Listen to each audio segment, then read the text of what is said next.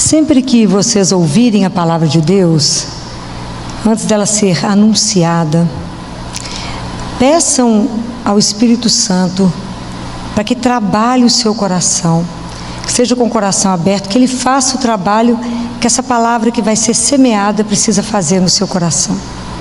Como diz São Tiago, não escute essa palavra como mero ouvinte, porque essa palavra salvará as nossas vidas.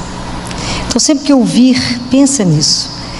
Hoje nós vamos reler o Evangelho de domingo, Lucas 6. Então eu queria que enquanto eu estivesse lendo para vocês, que vocês fechassem os olhos. É porque nesse momento, Jesus diz para você, né? Então nesse momento eu preciso ouvir o que Ele diz para mim. E a palavra que Ele mais vai querer trabalhar no seu coração vai ser a palavra que mais vai ficar forte em você. E a delicadeza de Jesus é tão grande, que Ele começa assim: eu, porém, vos digo, a vós que me escutais. A delicadeza é muito grande, né? Porque ninguém é obrigado a ouvir, né? Mas a vós que me escutais. Amai os vossos inimigos, fazei o bem aos que vos odeiam, bendizei aos que vos amaldiçoam, orai por aqueles que vos difamam. A quem te ferir numa face, oferece a outra. A quem te arrebatar o manto, não recuses a túnica. Dá a quem te pedir, e não reclames de quem tomar o que é teu. Como quereis que os outros vos façam, fazei também a eles. Se amais os que vos amam, que graça alcançais? Pois até mesmo os pecadores amam aqueles que os amam. E se fazeis o bem aos que vulo fazem, que graça alcançais? Até mesmo os pecadores agem assim. E se emprestais àqueles de quem esperais receber, que graça alcançais? Até mesmo os pecadores emprestam aos pecadores para receberem o equivalente. Muito pelo contrário, amai vossos inimigos, fazei o bem e emprestai sem esperar coisa alguma em troca. Será grande a vossa recompensa e sereis filhos do Altíssimo, pois Ele é bom para com os ingratos e com os maus. Sede misericordiosos como vosso Pai é misericordioso. Não julgueis para não serdes julgados, não condeneis para não serdes condenados. Perdoai e vos será perdoado. Dai e vos será dado. Será derramada no vosso regaço uma boa medida, calcada, sacudida, transbordante, pois com a medida com que medirdes, sereis medidos também. Palavra da salvação. Quando a gente escuta esse trecho, e ele tem um impacto, né? Que a gente escuta esse trecho, é um trecho que é um impacto para nós, né? Porque é difícil. Se isso fosse somente lei, se fosse uma lei ditada para nós agora, seria difícil de viver. Porque a lei, ela te é entregue e você se vira para cumprir, revelando exatamente que a gente é incapaz de fazer isso, né? Mostra exatamente a nossa pequenez, a nossa fragilidade, a nossa miséria diante disso. Mas isso aqui não é lei. Isso aqui é o Evangelho de Jesus. Isso aqui é a boa nova dele. Isso aqui é diferente. Quando Deus Pai fez esse grande mistério da encarnação, Ele fez algo absolutamente novo e simplesmente encantador, né? E algo tão profundamente transformador. Porque somente porque Ele fez isso, né? E mandou o Filho dele, que nos ensinou a ser filhos do Altíssimo, é que é capaz que hoje a gente possa viver isso, né? Isso aqui é um programa de vida. É possível que a gente viva isso, porque Ele fez a coisa de uma forma que Ele transformou de tal jeito o homem, que o homem é capaz de perdoar, de esquecer, de amar, de rezar pelos inimigos, para não julgar. Por quê? Ele falou isso em Ezequiel, olha, ele falou isso muito antes, né, de que Jesus viesse. Ele falou em Ezequiel 26, no capítulo 36, ele disse: dar-vos-ei coração novo, porém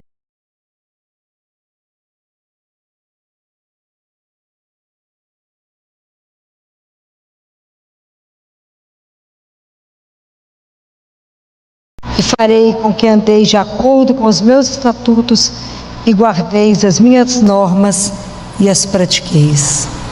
Então, na verdade, acontecerá, né, o que Deus colocou para nós. É uma proposta tão maravilhosa que Ele nos deu Jesus como modelo.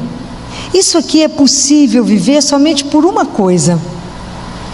Porque Jesus, além de nos dar o modelo do que é como ser filho, né, como é que é ser filho de Deus, né, que ele diz, está descrito aqui na carta dos Romanos,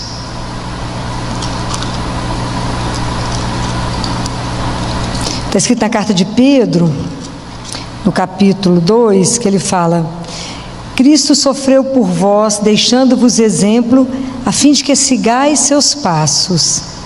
Ele não cometeu nenhum pecado, mentira nenhuma foi achada em sua boca. Quando injuriado, não revidava, ao sofrer, não ameaçava.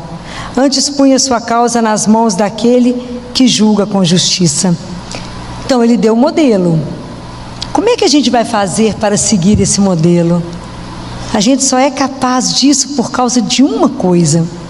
Qual é? Como é que nós vamos dar conta de viver o Evangelho? Como é que nós vamos dar conta de trabalhar a nossa conversão, né?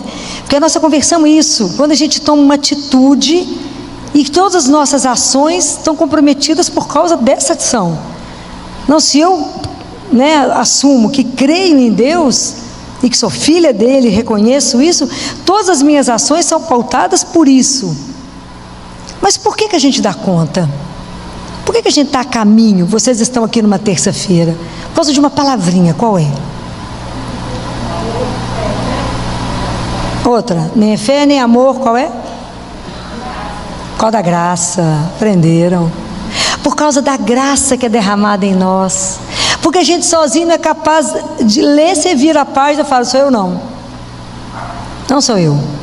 Imagina, Senhor, se eu vou perdoar, fez mal para mim, vou dar um jeito de dar o troco. Né? É só o namorado trair, fala, mas eu vou trair do mesmo jeito, ele vai ver o que eu vou arrumar. Porque isso é inerente ao ser humano, né? A gente vai querer pôr o pé para o outro cair, né? Não tem jeito, mas é a graça de Deus que vai nos transformando. Mas para que a graça de Deus possa atuar na minha vida, na sua vida, o que nós temos que fazer? Primeira coisa, nós temos a liberdade, ok?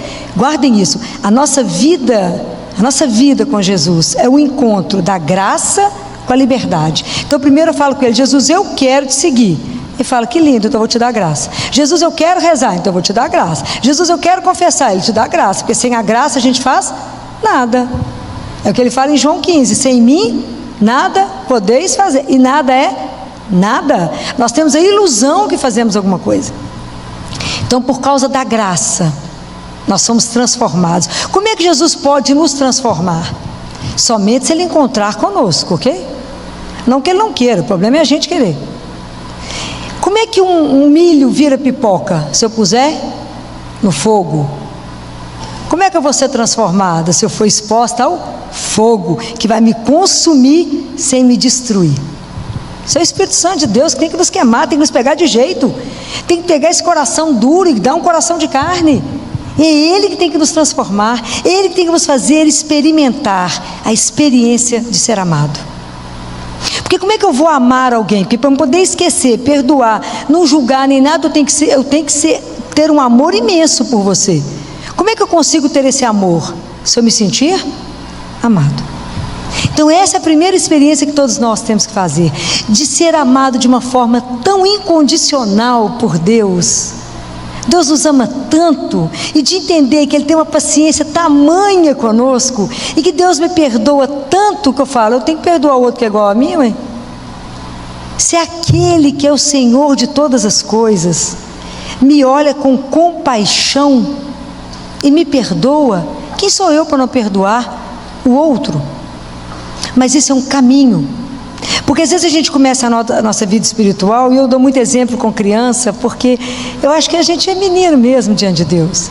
A criança, ela pega, por exemplo, uma semente para plantar, e ela quer comer do que vai gerar aquilo ali. Então ela vai lá e planta, e todo mundo ajuda ela a plantar. No dia seguinte ela levanta cedo, vai correndo para ver se já está pronto para ela pegar e comer. Nós somos assim na nossa vida espiritual. A gente nem bem começou os primeiros passos na vida espiritual, e a gente acha que já vai colher todos os frutos. Toda a nossa vida espiritual é uma profissão de fé, porque Deus respeita uma coisa que chama liberdade. Então, para que a gente possa conseguir viver esse evangelho, a gente precisa de permanecer em Deus. E nós somos, às vezes é muito volúvel. Às vezes vem uma onda, nós vamos na onda. Passa a moda, a gente sai da moda. Até a gente ter uma fé madura, que independente do que te aconteça, você permanece em Deus. É um tempo, é um chão, é muita Eucaristia que gasta, é muito joelho que gasta. Porque senão um dia a gente começa muito bem rezando, depois a gente acha que a gente grande já sai fazendo as coisas sozinho. Aí tem que voltar de novo. É igual o menino quando aprende a andar, gente. É só lembrar de um menino de 1 ano. Ele anda de base larga porque não tem nem sustentação, porque a fraldinha não deixa. Mas ele acha que ele é grande. Então ele começa a andar e você tenta ajudar, ele bate e fala, dá licença, né? Volta para lá e sai que eu dou conta. Vai e cai, você fica esperando para dar o colo. É Deus conosco. Então, para a gente dar conta de viver isso aqui, não é brincadeira. Porque o primeiro desejo do ser humano é gostar só daquele que gosta de mim. Mas eu vou ter que conviver, então, em ambiente de trabalho, na família. Isso é o nosso grande desafio. Se eu assumo que eu sou cristã, já está todo mundo me olhando torto. Como é que eu vou comportar ali? Como é que eu posso ter o mesmo padrão de comportamento? Não é ser melhor, nem ser pior. Cristão não é melhor nem pior. É um jeito diferente de viver, porque é o jeito de Jesus. É isso. Então como é que você vai reagir diante disso? A carta de Tiago, ela me põe tonta. E tem uma semana que eu estou pensando nas frases de Tiago, né? Eu estou andando, agarrada nele. Já marquei até confissão, porque a situação é grave. Só ler Tiago, que você fala, nó, misericórdia, tem saída não. Quando Tiago fala assim, estejam prontos para ouvir, morosos para falar e morosos para se irritar. Pode imaginar que a gente está seguindo essa linha. O povo nem acabou de falar, já está brigando. Então, a hora que você vai, e é tão interessante que à medida que Deus vai nos transformando, na hora que você vai irritar, você morde a língua e fala, não, tem que ficar moroso para falar, bem calminho, bem lento, deixa o outro falar. É um trabalho, porque na verdade a nossa vida é uma batalha espiritual conosco, para poder viver esse homem espiritual que Jesus nos mostrou. Isso é uma luta, porque o mundo está sempre nos seduzindo de um outro jeito. Então o dia inteiro a gente se voltar para o Senhor, a gente precisa da vida de oração, porque sem a vida de oração eu me perco, e daqui a pouco eu estou reagindo igual o mundo reage.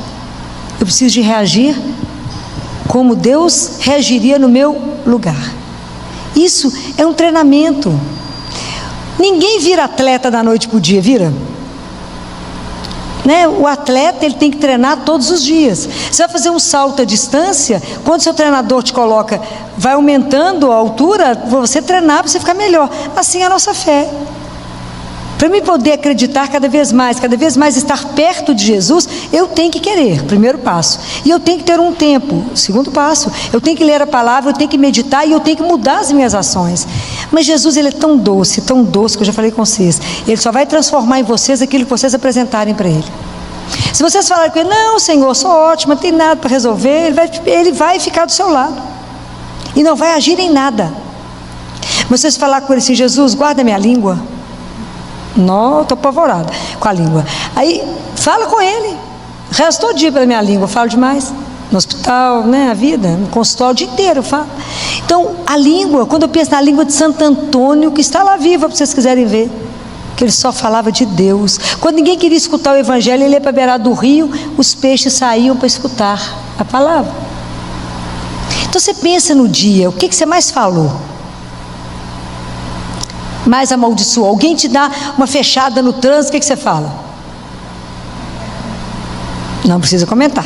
Aí você pensa assim, você fala, que Deus te abençoe, meu filho. Deve estar com mais pressa do que eu.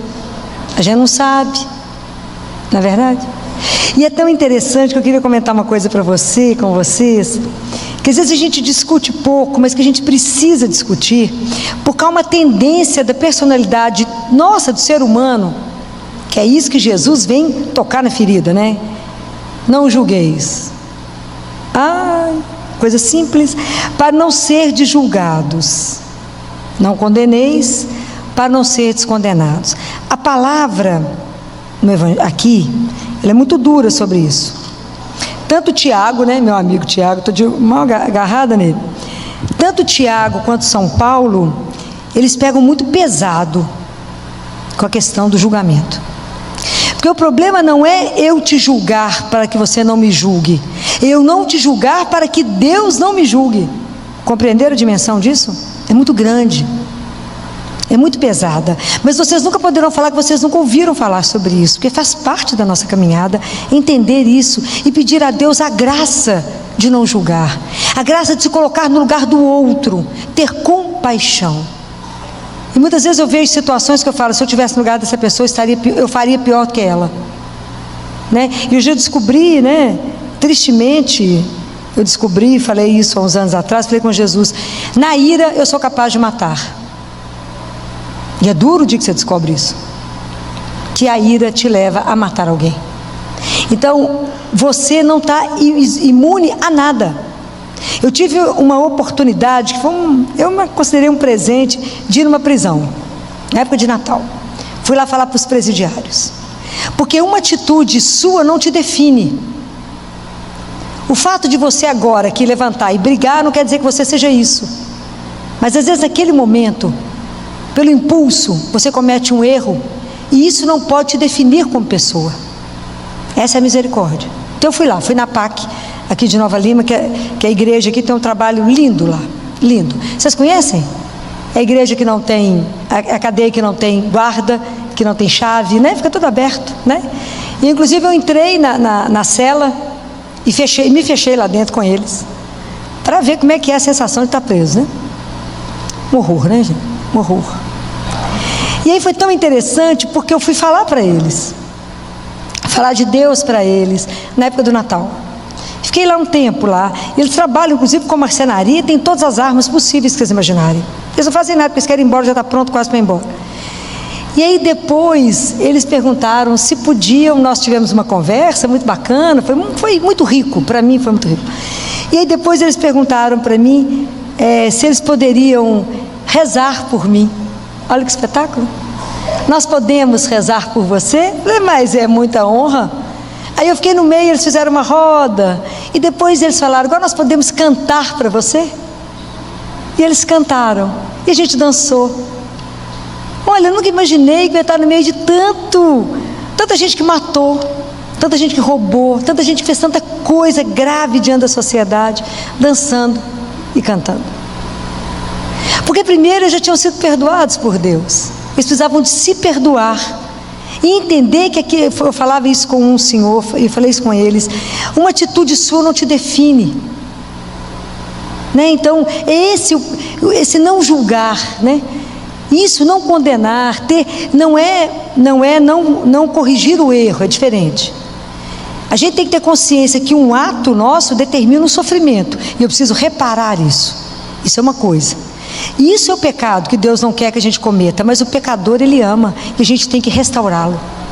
Essa é a diferença, né? Então eu não posso simplesmente anular o outro, mas eu tenho que trabalhar para que ele possa ser reintegrado na sociedade. Mas isso em condições menores. Vocês observam no meio de nós, às vezes a gente está com raiva de alguém, a gente está chateado com alguém, às vezes corta uma relação que não precisava cortar, condena, fala, mas o outro não podia ter feito isso. E é tão interessante que às vezes a pessoa Há um tempo atrás, ano passado, uma pessoa me ligou, minha secretária falou, tem uma pessoa te ligando tanto de Brasília. Eu falei, quer falar com você? E meus horários, naquela loucura. Eu falei, eu vou atender, vou receber aqui, me dá o telefone que eu vou ligar para essa pessoa. E descobri que era uma pessoa que eu tinha morado junto, né? Morei no Pensionato de Freira, vocês imaginam, 200 mulheres, nós conhecemos gente demais, né? E ela falou, Filó, eu preciso falar com você. Eu falei, uai, menina, quanto tempo a gente não conversa? Porque eu estou sem paz. Uai, mas o que aconteceu? Porque eu não aguento mais ir ao padre, pedir perdão, mas eu precisava conversar com você para você me perdoar. Eu falei, de que, gente, que eu não estou sabendo? Não, Filó, porque em determinada época eu fiz uma coisa gravíssima com você. Eu falei, fez? Me lembro, não? Se tem uma coisa que Deus me deu, entre tantas, é o esquecimento de tanta coisa. Não consigo lembrar. Eu falei, minha filha, mas você tem certeza que você fez isso mesmo? Fiz. Uai, se você está incomodada e precisa do meu perdão, está perdoada. Nem estou lembrando o que é. Mas que bom, vou pedir a Deus, me faça esquecer muita coisa. Não vou ficar com muito mimimi, não, Senhor. Eu quero o céu. Né? Então, eu estou pronta, eu estou aqui a caminho, estou tentando me fazer. A gente anda um passo, dá 10 para trás. Quando eu leio o Evangelho, quero morrer. Falo, misericórdia, como é que nós vamos fazer isso? É só na graça, né? Aí você escuta Paulo falando assim, ó. Ó, homem, tá na primeira carta na carta de São Paulo aos Romanos, no capítulo 2, ele fala: ó homem, quem quer que sejas, que te arvoras em juiz, julgando a outro, condenas a ti mesmo. Sabe por que ele fala isso? Porque você faz a mesma coisa que o outro faz. Então, é muito interessante porque o avarento, ele vai recriminar a avareza. Aquela pessoa muito sensual vai achar pecado em tudo, vai achar que tudo é luxúria. Então, o orgulhoso vai achar que aquilo lá é só pecado de soberba. Porque, na verdade, a gente vai recriminar no outro aquilo que você não concorda em você mesmo e não tem coragem de enfrentar. A gente tem que ver que a gente não presta para nada mesmo, né? É tudo ordinário. E tem que mostrar isso diante de Deus. Para Jesus, olha o que eu fiz, porque eu sou péssima mesmo. Trabalha em mim, Senhor. Olha o sentimento que eu tive agora. Olha a inveja que eu tive. Olha, isso é sério. Seríssimo. Olha o ciúme que eu estou tendo. Olha a rivalidade, Jesus. Eu estou com ódio do outro que foi promovido. É isso. A gente coloca a nossa miséria diante de Deus, que bobagem. E aí vamos pedir a Ele que trabalhe. E Tiago ainda é pior, né? Porque Tiago não é mole, não. Tiago, a carta dele é pequenininha, tem 5 capítulos, mas em compensação, né? Ele fala, não faleis mal uns dos outros. E às vezes a gente não tem a coragem de falar com a pessoa. Às vezes a esposa fala mal do marido com os filhos, fala mal do seu marido com ele mesmo, com jeito. Fala, vamos conversar. Não gostei disso, esse comportamento não está bom. Fala isso com um amigo. Fala, isso não foi bom. Essa atitude sua me chateia, me magoa. Chegou em mim dessa forma. Se o outro não for corrigido, ele não sabe se está no caminho. Compreende? Amigo não é aquele só que abraça, é aquele que corrige. Tem coisas que a pessoa me fala, eu falo com ela assim, primeira coisa para poder falar com você, eu preciso saber se é cristão ou não. Porque se for cristão eu vou te corrigir, se não for, larga para lá, não vou perder tempo. Se é cristã, então não faça isso, porque está na palavra de Deus. Se você quiser o céu, presta atenção nisso. Aí sim eu sei que a pessoa vai ouvir, porque ela é cristã. Para aquela que isso não faz a menor diferença, eu respeito, calo a boca e falo, o que você acha? A minha forma de pensar vai ser muito diferente da sua, porque o que me dirige é Deus. Tudo que eu tenho que agir, eu tenho que pensar no que Jesus falou. Então eu não posso te orientar do jeito que eu penso, porque senão eu vou te escandalizar. E eu não quero te escandalizar. Então é assim, né? Então não é uma atitude fácil. Quando tem gente que espera o outro sair e fala mal. Fala, viu a roupa do outro? Está péssima. Pois eu prefiro falar assim. Ontem teve uma mãe no meu consultório que ela é linda, linda. Está no 2º filho, acabou a consulta, falei com ela, amiga, agora o assunto é eu e você. Vou te falar como mamãe fala e talvez sua mãe não esteja te falando. O que, Filó? Você dá um jeito que seu marido vai arrumar outra, você está um caco. Pode dar um jeito de arrumar. Se a mulher linda, não entende porque vocês viraram mãe, vira só roupa de ginástica e anda de cabelo para cima. Está errado. Seu marido não te conheceu assim. Vai se arrumar. Você é linda. Filó, eu também estou achando que eu estou péssima. Eu falei, pois é, então dá um jeito. Próxima consulta, mês que vem, você chegar desse jeito, eu vou dar um jeito, não sei. Você tem umas pernas lindas, vai pôr mini saia, você tem que sair de casa, seu marido ficar desorientado que você está na rua. Tem que ativar isso. Por que amante é interessante? Porque não tem nenhum problema. Dorme com roupa, está sempre com lingerie maravilhosa e camisola linda. Ela falou, Filó, eu estou só com pijama de ursinho. Eu falei, seu marido vai te matar, criatura. Mas se não tiver uma louca de uma pediatra para te falar isso, não vai ter outro para falar. Antes de ser mãe, você é esposa e não pode largar de cuidar uns dos outros, que depois isso gera tanto problema que vocês não têm dimensão. Falei, eu cuido da família, eu não cuido só da menina sozinha. Pode dar um jeito. Falei, eu vou começar a academia amanhã. Falei, parabéns. Pode perder esse peso, tá bom não. Falei, minha filha, quem vai ter coragem de falar isso com você? Ela falou, ninguém, né, Filó? Falei, ninguém, minha filha, vai ter coragem de falar com você. Se arrume, porque você é uma mulher linda e está acabada. Não permita. Ela falou, minha sogra falou isso comigo. Falei, porque te ama, senão o casamento vai acabar, que ela conhece o filho dela. Mas a gente tem que ter coragem de dizer isso por amor ao outro. Não para esperar ela sair e falar, viu que fulano acabou. Não, fala agora, senta aqui, que agora a conversa minha com você. Mas a gente precisa ter coragem para fazer isso, tem que ter amor. Não é para destruir, para promover o outro. Isso que ele fala aqui, não fala mal, né? Ele fala que a gente não pode julgar a lei, a gente tem que praticar, né? Só há um juiz. Você sabe, como é que eu condeno a sua atitude? Eu sei o que passou no seu coração naquele momento. Como é que eu posso julgar? Como é que eu posso julgar uma mãe que chega em casa, pega o marido abusando sexualmente da filha, e ela pega uma faca e mata o marido? Ela está errada? Naquele momento, ela agiu como uma leoa e defendeu a filha dela, de 3 anos de idade. O que passou no coração daquela mulher naquela hora? Que atitude levou ela a fazer isso? Se eu estivesse no banco lá para julgar, ela ia absolvê-la. Então a gente não pode julgar, a gente não pode condenar. Eu falei, se eu estivesse naquele momento ali, o que eu ia fazer? Então pensem sempre nisso, porque eu aprendi uma coisa, tenho aprendido muito, né? E Jesus me ensinou muito. E é tão interessante que quando eu ainda tinha 17 anos, ontem, né, gente? Claro. Um dia eu rezando, Jesus falou assim comigo, tudo que você quiser, que alguém... Eu estava reclamando alguma coisa com ele, não sei o que eu estava reclamando. Eu acho que eu devia estar muito sozinha. Isso, é isso mesmo. Todo mundo saído de casa, sozinha, não tinha ninguém, né? Tinha ninguém, tinha ele, graças a Deus tinha ele. Tinha um amigo, né? Uma amiga. A gente, quando veio do interior, as pessoas não te acolhem direito, né? Você convive na hora da faculdade e depois, final de semana, você se vira, né? E é claro que eu estava falando com ele. E eu falei com ele, ô Jesus, mas eu não consigo ninguém, estou sozinha. Alguém para conversar, alguém para bater um papo, tomar um colé, né? Porque eu sentar no lugar sozinho, se eu começar a falar isso, eu acho que eu sou louca, né? E aí eu escutei uma frase que depois que eu fui conhecer a Bíblia, depois, porque enquanto 17 anos eu não lia a palavra, eu comecei a ler com meus 20 e poucos anos. Ele falou assim, o que você quer que alguém te faça, faça você primeiro. Isso estava na palavra. Quando eu li isso anos depois, eu chorei muito, porque ele ensinou uma regra de ouro, né? Aquilo que você quer. Então, se você quer um amigo, faça um amigo, procura por ele, cuida dele, né? Primeiro. Então, primeiro faça você para poder receber. Então, sempre dê o primeiro passo, fique esperando o outro dar o primeiro passo.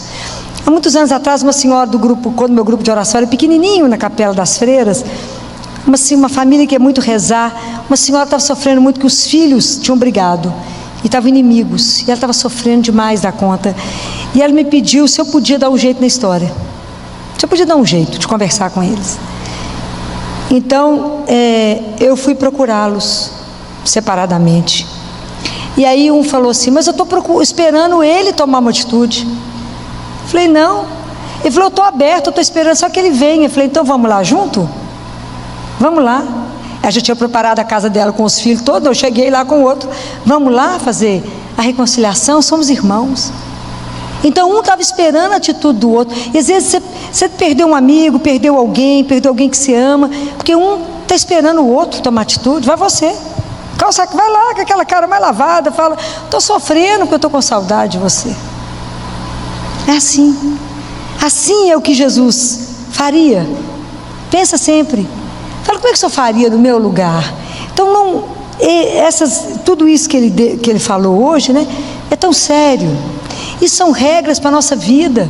Porque é dessa forma que a gente agir que as pessoas irão ver que nós somos filhos de Deus.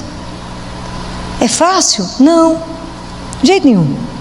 Não estou trazendo hoje nada fácil, porque também não é fácil para mim. E aí eu estava falando com vocês que Jesus me ensinou tanto, né? Não só essa frase quando ele me disse, mas eu aprendi que a gente tem que ser sorvedouro do mal. Então, você escuta, tudo que alguém vier e falar, fulano, você está sabendo? Fulano saiu de casa, está traindo com fulana. Escuta e fala, pronto, ficou por isso mesmo, está de morta. Escuta e não leva o assunto para frente. Sorvedouro do mal. Aquilo que você escutou morreu em você. E a outra coisa que eu aprendi um dia, Helena, não sei se foi em Salmos, não sei onde é que foi, acho que foi nos Salmos. Então, para mim, não me distrair, não me dispersar, não julgar, não observar o outro, porque uma característica de médico, gente, médico dá diagnóstico olhando. Você olha para uma pessoa, você dá um diagnóstico, é uma coisa impressionante. Na postura, na forma de falar, é impressionante, a gente tem uma capacidade de observação muito grande. Então, para mim não correr o risco, fora do trabalho, de ficar observando os outros, falando que eu não devo, ou pensando que eu não devo, eu só assisto missa, assim, de preferência na primeira cadeira, ou quando eu estou aqui de ministro, ou aqui, de frente que eu só olho para o altar, né, para não correr risco. E segundo, eu descobri que quando eu não estou nessa posição, que aquele que fez os olhos, fez a pálpebra. Então, para mim não julgar, eu fecho os olhos. Isso eu aprendi na palavra de Deus. Então, tem situações que eu prefiro nem observar para não lançar um juízo, mesmo que eu não fale. Eu pensei, se eu pensei, já pequei, que eu já julguei aqui, né? Então eu fecho os olhos, falo com Jesus, daqui um dia eu vou cair morta na rua, né? Porque eu não vou enxergar nada, porque tem que fechar o olho para tudo, não posso olhar para a direita, não posso olhar para a esquerda, tá difícil, tem hora que a situação, eu falei com ele aqui, amigo, cá entre nós, um dia eu estava dirigindo, eu falei com ele, olha para a direita a situação, não pode julgar, olha para a esquerda, tá ficando difícil de olhar, tem que olhar para frente, às vezes a situação está na frente, fala com ele, você há de fazer um abatimento da situação, porque não está fácil. Não porque a gente tenha verdade, mas é porque isso é um traço da nossa personalidade, né? Já na hora que você olha, você condena, você julga. Então tem muita coisa para que Deus não se apavore, como eu não me apavoro. Eu leio isso e falo, não, Jesus, que programa de vida, né, amigo? Nós temos até o fim do meu tempo aqui para o Senhor trabalhar tudo isso em mim.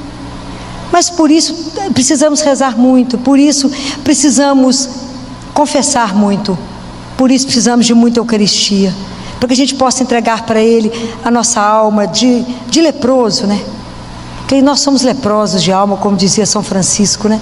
Fala, Senhor, olha a lepra, e se o Senhor pode me curar, me fazer nova de novo, me dá um espírito novo, Senhor, me dá um coração novo, me ajuda, eu quero pela minha vida revelar que sou filha do Altíssimo. Mas me ajuda, porque sem a sua graça não vai revelar nada. Aliás, eu posso comprometer o teu santo nome. Isso é um caminho. Nós já fizemos só a semente que foi plantada. Como que essa semente cresce? De repente, você vai estar conversando com alguém, na hora que você for emitir um juízo, você vai ter uma tosse, você vai mudar de assunto. Aconteceu, eu não esqueci, era outra coisa que eu ia falar. Pronto, muda de assunto. É assim. Né? Quando a gente lá no grupo de oração, quando a gente morava no pensionato, e depois que a gente rezava, a gente ia comer, né?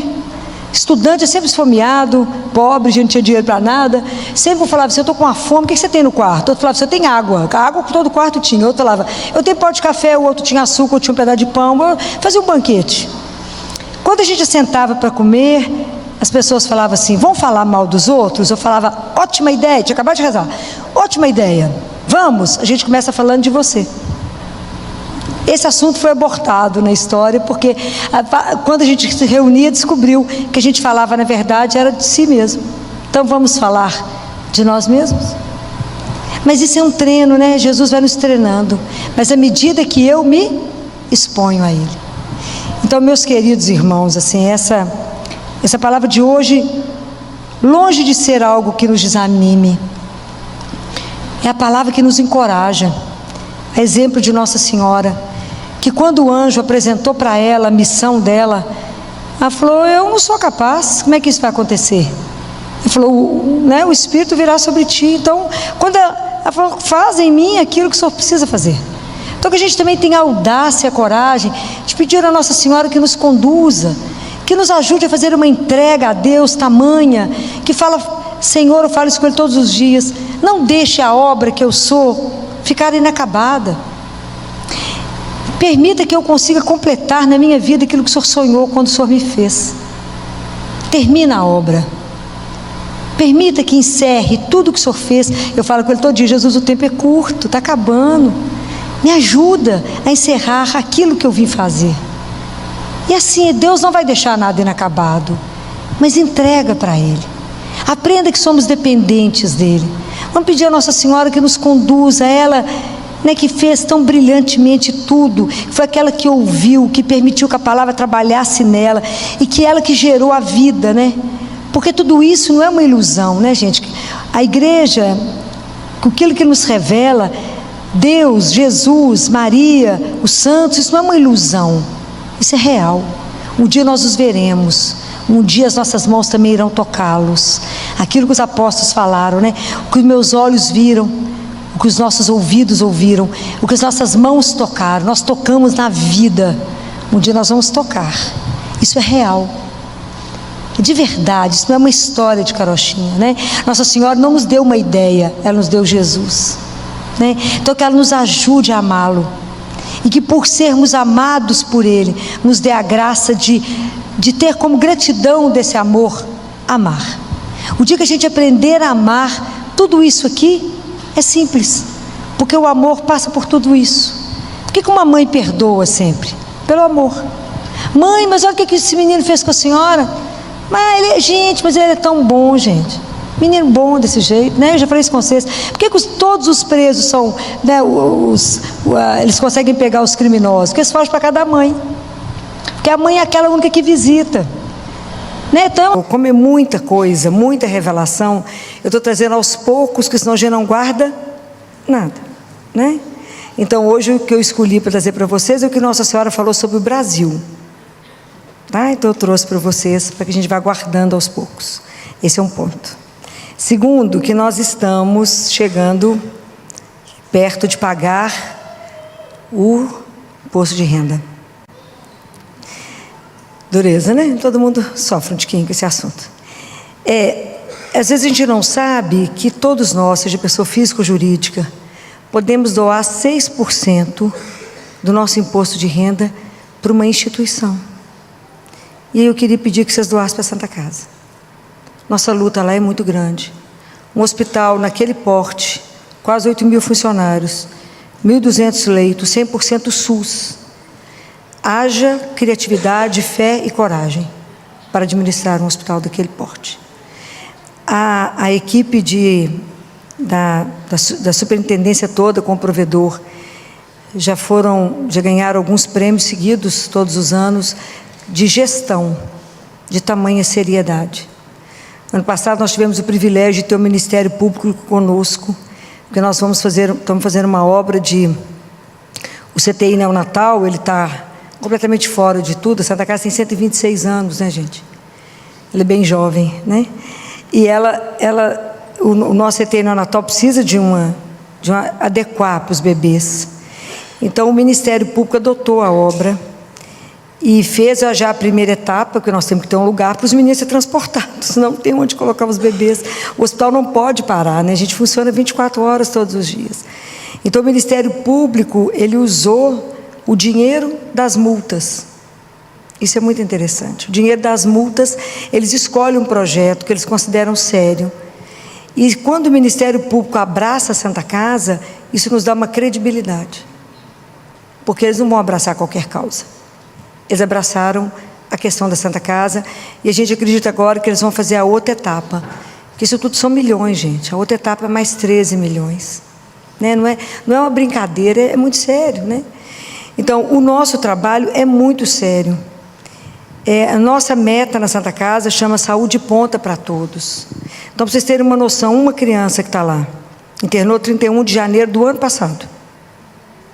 Okay? Então, ela chegou, veio do interior com um quadro respiratório gravíssimo, e ela evoluiu com toda a gravidade do quadro dela, ela perdeu 60% do intestino. Então, ela desenvolveu um quadro que chama Síndrome do Intestino Curto. Então, ela não pode alimentar pela boca, ela alimenta pela veinha nutrição parenteral. E ela é uma coisa mais simpática do mundo, é a menina que mais corre risco no hospital, porque todo mundo quer amassá-la, porque ela é uma coisa apaixonante. A gente está correndo leite, ela fica, ei, já nasceu os dentes, já fez tudo na Santa Casa, aprendeu a andar. Né? No final do ano, a Santa Casa contratou um sistema de transporte, de UTI, para levar ela com a família, porque a família é um encanto para ver a noite de Natal lá na Praça da Liberdade. Foram 2 ambulâncias, porque foram 2 crianças que foram escolhidas para poder ver lá a noite de Natal. Quando foi 15 de janeiro desse ano, eu fiz um levantamento de custo dessa criança, porque a gente está estudando a deshospitalização dela, e a mãe já está sendo treinada, porque a mãe é um encanto, o pai, a família é um encanto. Essa mulher está fora de casa desde janeiro do ano passado, dormindo numa cadeira. Se alguém tiver que reclamar da vida, ok? E ela ficou para Santa Casa 1 milhão, até 15 de janeiro, 1.731.000 e uns quebrados. Quanto nós recebemos do SUS? 386 mil. Então, haja força, fé, criatividade para te manter. Então, ela deve ir, nós estamos estudando, né, tendo um ofício para a cidade do interior, para que a Secretaria Municipal lá, né, a Prefeitura, banque ela por dia, que de nutrição parenteral por dia são R$600. Então, não é brincadeira, fazer uma saúde de verdade, fazer uma medicina de verdade para o SUS. A nossa luta, gente, vocês não têm noção todos os dias. Ontem o Anselmo sofria comigo com um bebê, porque também tudo é nosso, né? 2,3 kg, menino nasce com bloqueio cardíaco no coração a 40 por minuto, o santo ainda arranca um fio do marca-passo, né? Provisório. O marca-passo que o SUS paga é grande, então na barriguinha dele, se colocasse, ele cai para o lado, entendeu? Não é brincadeira, não. Eu falei, Jesus, presta atenção. Presta atenção, eu preciso marcar passo pequenininho, Jesus, mas ele custa 16 mil e um tanto. O SUS paga? Não. Falei com ele, mas nós vamos resolver? Claro que ele resolveu, porque ele é um escândalo, né, gente? Claro que ele resolveu. Aí o menino pôs marcar passo certo, mas é porque pelos meus pequenos milagres e os grandes milagres que ele faz todos os dias, né? Jesus é realmente assim, encantador. Então, resolveu, mas essa luta, gente, nossa, é diária. Fala, Filó, mas é só 6%. Ok, mas soma 6 seus. Isso nos ajuda. Porque tem uma coisa maravilhosa na Santa Casa, chama transparência.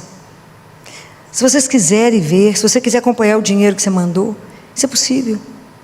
Não tem nada que esconder, a diretoria não tem nada para esconder, a superintendência não tem nada para esconder. Está todo mundo lá com uma única motivação: ajudar aqueles que nos procuram, porque a gente só cuida dos mais abandonados, dos abandonados. São nossos. E não é só de Belo Horizonte, é de Minas. Né? Então eu estou pedindo aqui, não custa nada, salva vidas. E a semana passada cheguei lá em casa e tinha uma carta para mim da Receita Federal. Minha alma até saiu do corpo. Falei, misericórdia, o que será que eu fiz que eu não estou sabendo, né? Aí quando eu abri, estava escrito assim, parabéns. Falei, uai, o que eu fiz? É porque você doa seu imposto de renda.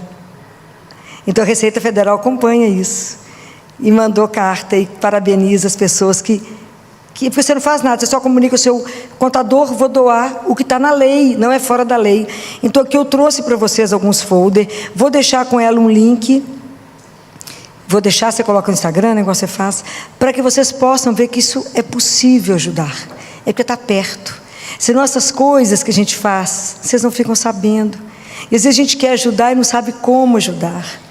E eu falo para vocês que é sério, que se não fosse uma coisa séria, verdadeira, eu não estaria nisso.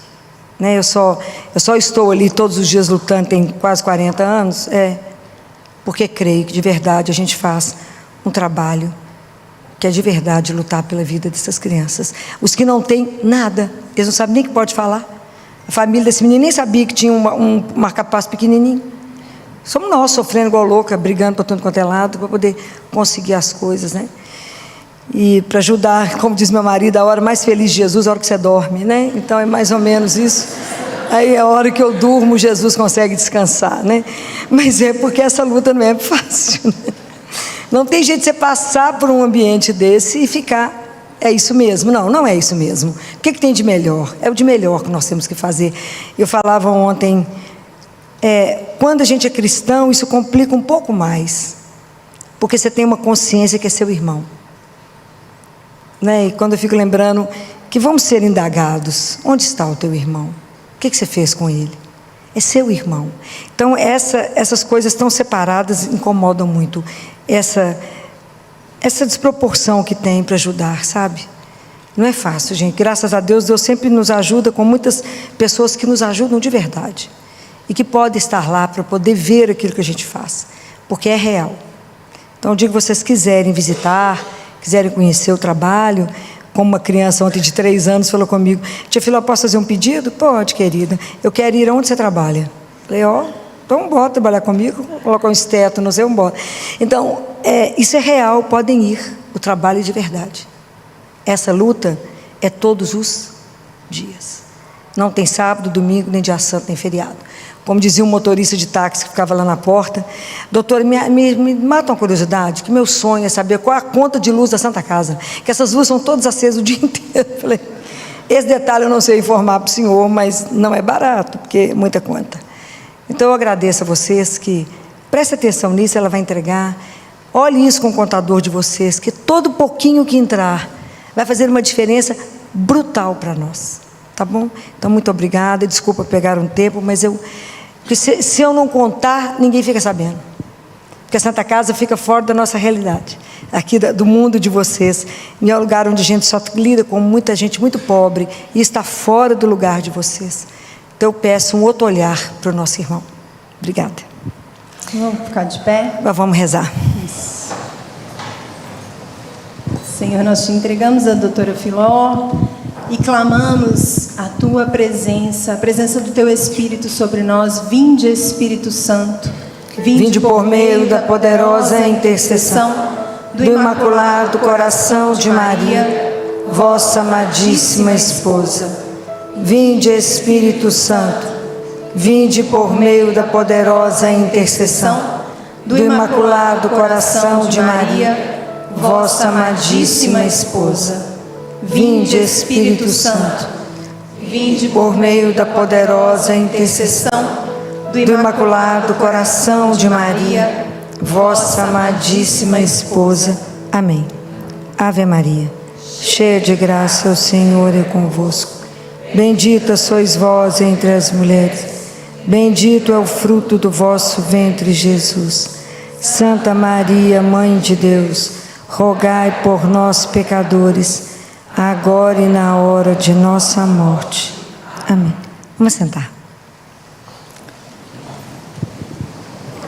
Se alguém trouxe a palavra, se ela estiver com a Bíblia, abre. Você está ficando treinada, né, gente? Está ficando esperta. Evangelho de João, você já até sabe aonde. Olha, mas ficou fácil de achar agora. Vocês vão ficar bom nisso. João capítulo 10, vamos lá, Evangelho de domingo. Capítulo 10, versículo de 1 a 4, que eu vou comentar. Achou? Mateus, Marcos, Lucas, João, achou? Todo mundo está no amém ou está na misericórdia ainda? Achou todo mundo? Amém? Não tá. Não tá bom. Evangelho de João, capítulo 10. Jesus diz assim: em verdade vos digo, quem não entra pela porta no redil das ovelhas, mas sobe por outro lado, é ladrão e assaltante. O que entra pela porta é o pastor das ovelhas. A este o porteiro abre. As ovelhas ouvem sua voz, e ele chama suas ovelhas uma por uma, e as conduz para fora. Tendo feito sair todas as que são suas, caminha à frente delas, e as ovelhas o seguem, pois conhecem a sua voz. Palavra da salvação. Nesse trechinho aqui de João, ele comenta duas atitudes. A primeira a de Jesus. E ele conta para nós como é que é a relação de Jesus conosco. É uma relação de um amor profundo, profundo. Existe uma relação profunda aqui de amor, porque Jesus diz assim, que Ele guarda, Ele nos guarda, ninguém pode tirar nenhum de nós da mão dEle. E existe um conhecimento recíproco, uma relação de amor recíproco, porque Ele fala, eu as conheço, e Ele nos chama pelo nome. Já imaginou quando Ele fala o seu nome? Ele te chama pelo nome. És minha, és meu. Isso é extraordinário. Em outra parte ele diz, todos os fios de cabelo da sua cabeça estão contados. Vocês acreditam nisso de verdade? Mais ou menos, né? Então, tu és minha. A relação de amor, ela é de uma intimidade e de um laço tão profundo, que nós estamos na mão de Deus. Ninguém tira, ninguém é capaz de nos arrancar da mão dele, a não ser que a gente não queira caminhar mais junto com ele. Então, ele revela isso, e essa reciprocidade, ele fala e eu escuto. Qual é a atitude do discípulo de Jesus? João fala 2 verbos, vocês prestaram atenção que tem 2 verbos? O que nós, como discípulos de Jesus, fazemos? Ouvir e seguir. Esses são os 2 grandes verbos da nossa história. Escutar é uma arte. É uma arte. Será que a gente, quando escuta Ele mesmo? No mundo onde tem tantas vozes, tanto barulho, será que a gente tem escutado Ele? Às vezes não. Porque isso exige um trabalho de conversão, que é um renascimento de alma. Não é brincadeira, porque para mim poder escutar, eu tenho que começar um trabalho de silenciar, ok? Mas não é silenciar só o lábio, nós já falamos sobre isso. Eu tenho que silenciar tanto ruído interno, e às vezes eu tenho que perfurar uma cápsula que eu faço da minha vida, para que Deus consiga entrar. Porque às vezes eu vivo numa bolha, e eu não consigo ouvir. Então, não é brincadeira isso. As ovelhas ouvem a minha voz. E eu queria lembrar para vocês um trecho do livro do Pequeno Príncipe, que o príncipezinho pergunta assim, está ouvindo? Aí ele pergunta, está ouvindo? O quê? O poço que nós acordamos? Ele está cantando. É muito difícil. Quem estava com ele disse, no deserto tem um poço? A riqueza do deserto está exatamente porque existe um poço. E na nossa vida também tem um poço, escondido, guardado. Mas às vezes o momento que a gente está vivendo é tão árido, que o poço está escondido. E aí a gente vive a vida resmungando. Ah, não tenho poço. Aí achou o poço. Ah, não tenho a corda. Não, agora tem o poço e a corda. Agora falta o balde. Aí tem o poço, o balde e a corda. O que falta? Coragem para ir até a fonte da água que mata a sua. Qual que é a única água que mata a sua sede? Jesus. Essa fonte está dentro de cada um de nós. Então, se você escutar, né? Se a gente tiver a delicadeza de sair da fase de resmungar, porque fica parecendo que tudo, nada está bom, está sempre faltando alguma coisa. E não é verdade, está sempre faltando, a gente está sempre reclamando. Até a gente entender e na verdade mudar o olhar e olhar por perto de nós e ver quanto temos. Se alguém quiser andar comigo meia hora pela Santa Casa, vai sair de lá de joelho. O quanto temos, o quanta riqueza caminhamos. Só de levantar e andar, uma riqueza. Então, a gente precisa mudar, na verdade, o nosso olhar. Porque se você colar o seu ouvido na vida, você verá que há uma música que canta dentro de você. É preciso ter ouvido para ouvir. Então, por isso que ouvir gasta de nós um tempo, porque eu tenho que fazer um treinamento, é uma caminhada. Fala, Senhor, que teu servo escuta. Como é difícil colocar à disposição de Deus. E um dia nós vamos aprender igual Moisés. Lembra de Moisés na sarça ardente? Quando a sarça, a voz saía e gritava: Moisés, Moisés. Qual foi a resposta de Moisés? Nós vamos ter que ler a palavrinha de Deus. O que é que Moisés falou, gente? Eis-me aqui. Isso se chama oração. É um despojamento, é uma pobreza. Você se entrega inteiro e fala: eis-me aqui. E ele fala: eu sou. Quando ele chama Jeremias, eis-me aqui. Quando ele chama Isaías, quem vai falar por mim? Isaías responde: eis-me aqui. E ao mesmo tempo, quando ele fala com Jeremias: eles serão o meu povo, e eu serei o Deus dele. E quando eles clamarem por mim, eu vou responder: eis-me aqui. Isso é extraordinário, gente. A gente não tem dimensão que significa isso, não. Quanto que a gente precisa aprender a estar diante dele e falar: eis-me aqui, para ouvir, porque a escuta tem uma consequência. Eu escuto para, qual que é a segunda palavra do escutar? Eu tenho que ter prontidão. Lembra de São José? São José escutava, sonhava, o anjo dava uma ordem e São José estava sempre pronto para cumprir o que ele escutou. Foge, José, foge, que Herodes está aí, para poder pegar a mulher e o menino, matar. São José levantou, pegou o povo e teve que ir depressa e por estrada alternativa, porque a estrada principal estava ocupada. Então, eu escuto para seguir, para agir. Eu escuto para obedecer.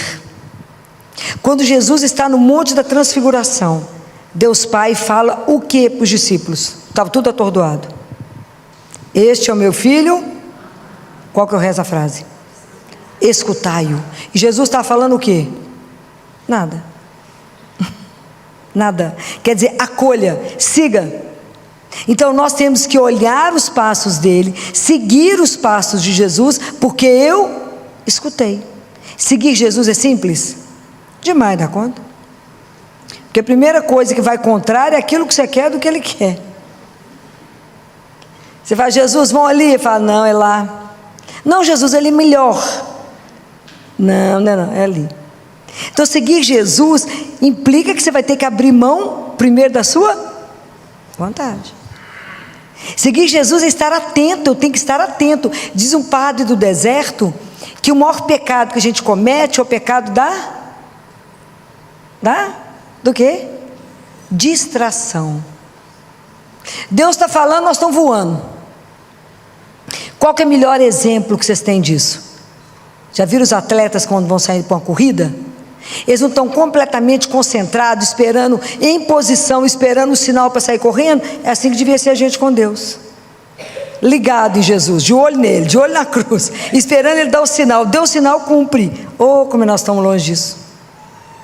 Você está rindo, não é? Mas é porque nós estamos tudo distraídos. Jesus está falando, o que mesmo que ele falou?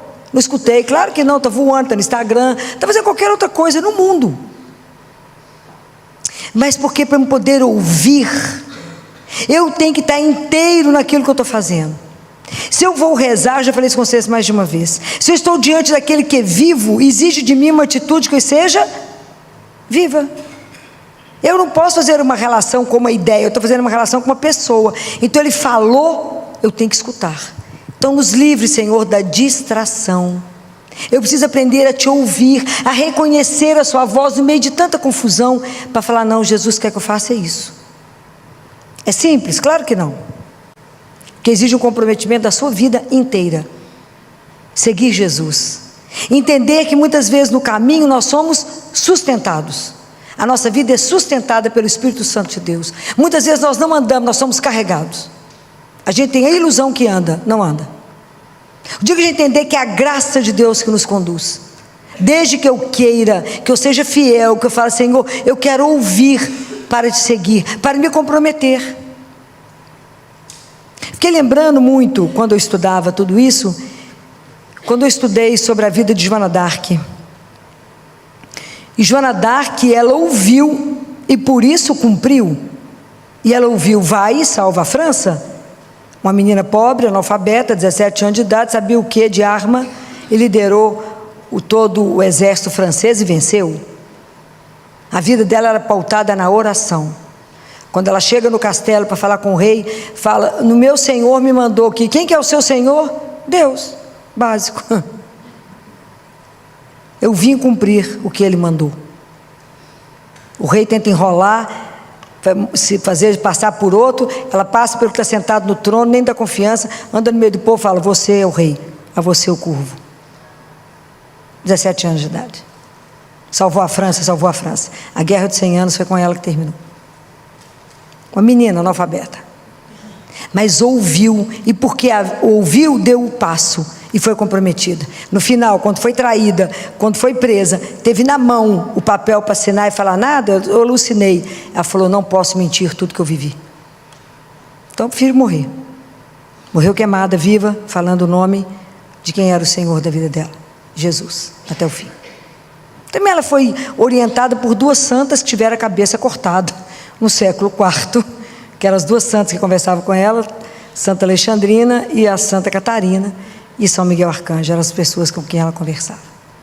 As duas foram degoladas porque enfrentaram e defenderam a fé.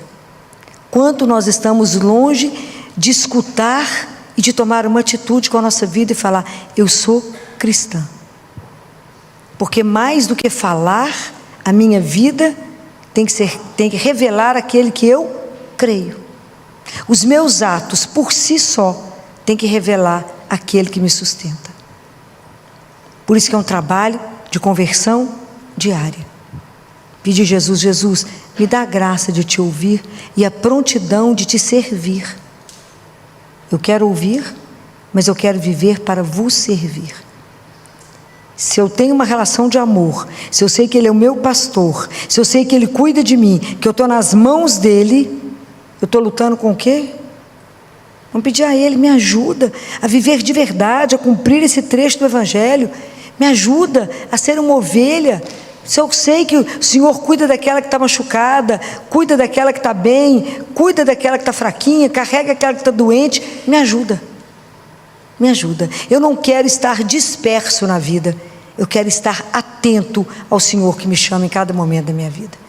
Então isso que é o grande, tanto que me chama o bom pastor, eu falo, quantas vezes a gente passa e não escuta, e porque não escuta, não cumpre aquilo que Deus está esperando que você faça naquele momento. Aprendam, né? Aprenda a discernir. Jesus fala para uma mística, chame o Espírito Santo várias vezes no dia, para que Ele te oriente. Não tome decisão sem consultar o Senhor. Até para ajudar um pobre, você precisa do discernimento de Deus. Até para isso. Tudo a gente tem que perguntar para Ele.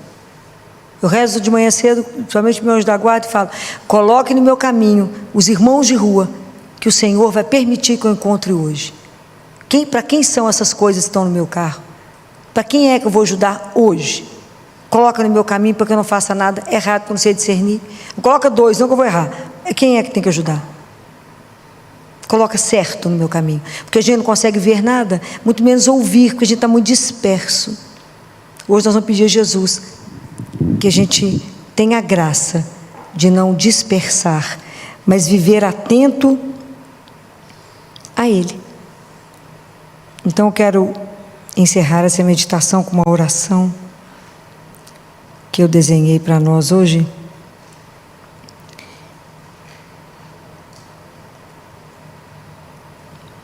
Sobre o bom pastor. E a oração é assim: eu ouço e por isso sigo. Senhor Jesus, Tu és o meu pastor. E hoje eu reconheço que muitas vezes eu me perdi. Não porque o Senhor não falava, mas porque eu não soube escutar. Há tantas vozes dentro de mim, Senhor. Medos, inquietações, distrações. E no meio de tudo isso, eu me afastei da tua voz. Mas hoje, eu quero voltar a escutar. Senhor, abre os meus ouvidos.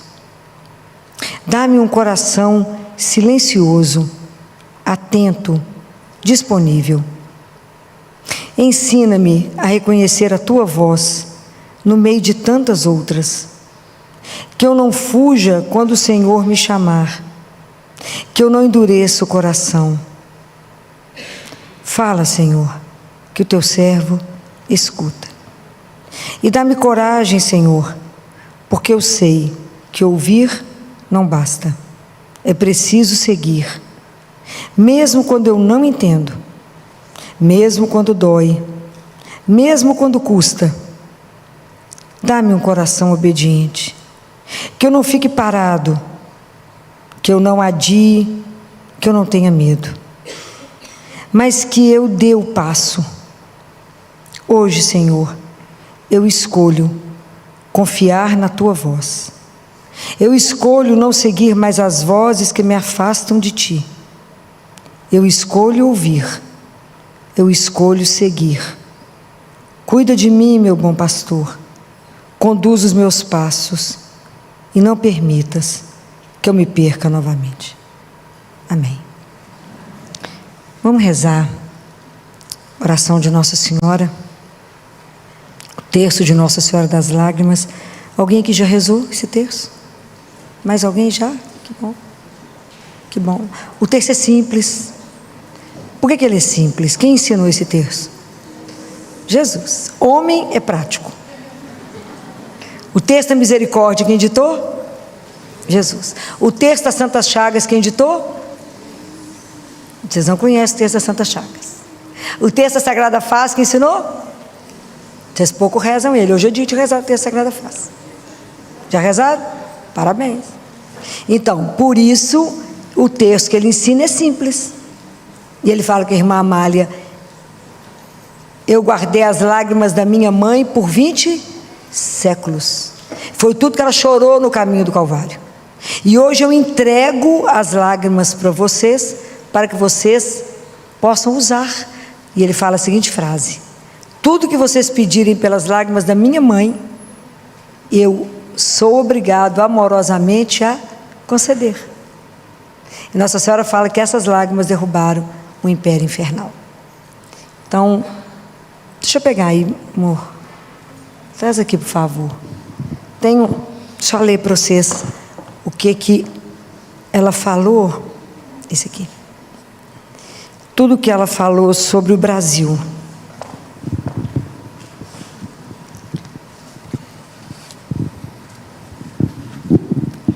Tudo que ela falou sobre o Brasil, que a gente precisa ouvir bem. E ela disse assim: o Brasil me pertence. As aparições de Nossa Senhora das Lágrimas aconteceram em Campinas, mais precisamente na capela da Avenida Benjamin Constant, número 1344, portanto é uma devoção tipicamente brasileira. A Santíssima Virgem Maria queria mostrar o seu imenso amor pelo Brasil, terra de Santa Cruz. Por isso, em maio de 1935, ela apareceu a irmã Amália como medianeira da paz e disse que o Brasil pertence a ela. Nossa Senhora deu a seguinte mensagem: o Brasil me pertence. Sobre ele estendi o meu manto protetor. Porém, é necessário que este povo venha a mim, entrando em minha arca, para poder assim livrar essa terra de ser regada com o sangue dos mártires. É necessário que os antros de imoralidades não sejam assim frequentados, para diminuir a lama nojenta da impureza que vai por tantos corações. Eu sou a rainha dos brasileiros e os salvarei, se me reconhecerem como tal, recorrendo a mim como filhos submissos e obedientes das leis da Santa Igreja. Eu salvarei o Brasil, se todos os dias ouvir nos lares: Ave Maria, cheia de graça, o Senhor é convosco. Bendita sois vós entre as mulheres, bendito é o fruto do vosso ventre. Ó, se todos os brasileiros repetirem: Santa Maria, Mãe de Deus, rogai por nós, pecadores, agora e na hora da nossa morte. Salvarei o Brasil, se ouvirem em todas as casas ao menos uma ejaculatória da minha coroa das lágrimas. Sim, assim falo, é porque desejo ver essa terra de Santa Cruz triunfar de seus adversários, que desejam implantar o terrível inimigo que já tomou conta de outras terras que não me reconhecem como mãe. Sou mãe, sou rainha dos brasileiros, portanto, todos os que desejam ser bons brasileiros, que venham a mim, e a vitória será nossa. Porém, se afastarem da rainha, perecerão. O Brasil só triunfará, desembainhando a espada, que sou eu mesma. Sim, os brasileiros triunfarão com essa espada na mão, e não haverá inimigo que eles não derrotem. Mas se não me derem acolhimento, terei de ver meus filhos, meus queridos filhos, gemerem. A arma está na nossa mão. Simples assim. Rezar o terço das lágrimas de Nossa Senhora não deve dar 10 minutos. Porque tudo de Deus é simples. Quando Nossa Senhora entrega para ela o terço, Nossa Senhora fala com ela: o meu filho já te ensinou como é que reza, eu só vim te trazer a coroa, que é esse terço, né? Então vamos, quem puder ajoelhar, ajoelhe, vá pensando na graça que você precisa, naquilo que você vai pedir a Nossa Senhora.